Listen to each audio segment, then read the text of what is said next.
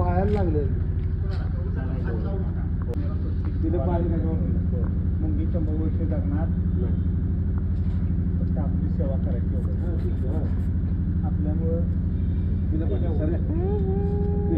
भरपूर गेलं उडतच नाही ते. अगं नाही ग पायाला लागलेले दोरा वर कुठेतरी अडकले. त्याला खायला देऊया का काहीतरी? काहीतरी खायला आणायला पाहिजे. माझ्याकडे तांदूळ नाही आहेत, सो मी असं करून त्याला खायला घालणार आहे.